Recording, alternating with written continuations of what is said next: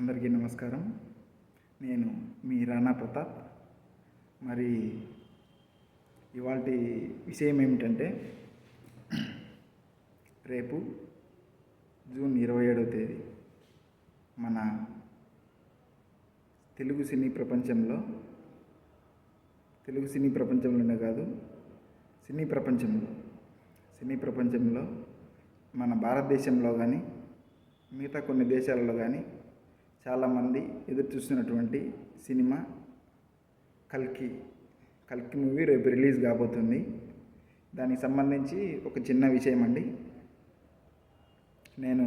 నేను కూడా కొంచెం మూవీ ప్రియున్నే. సినిమాలు ఎక్కువ చూస్తూ ఉంటాను.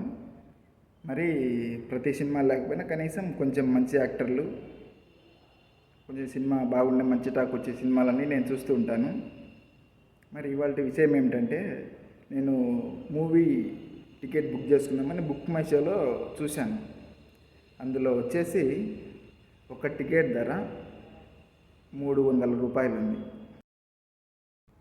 ఈ 300 రూపాయలు ఉండేటువంటి అమౌంట్ ఏదైతే ఉందో అది ఒక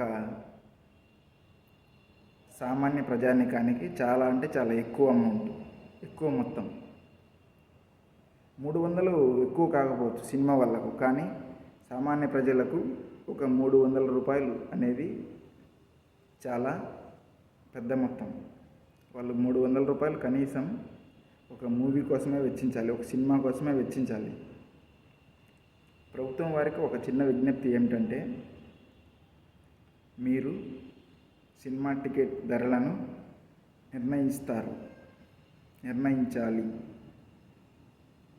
ఆ టికెట్ ధర ఏదైతే ఉందో కనీసం 100 రూపాయలు లేకున్నా కూడా 200 పెట్టచ్చు. మరి 300 రూపాయల అమౌంట్ అనేది చాలా ఎక్కువ మొత్తం.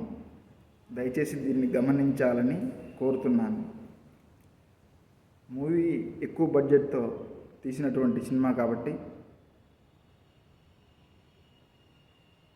మీరు 300 రూపాయలు అనేది నిర్ణయించకూడదు. కనీసం 200 సామాన్య ప్రజానికానికి ఒక సరైనటువంటి మొత్తం.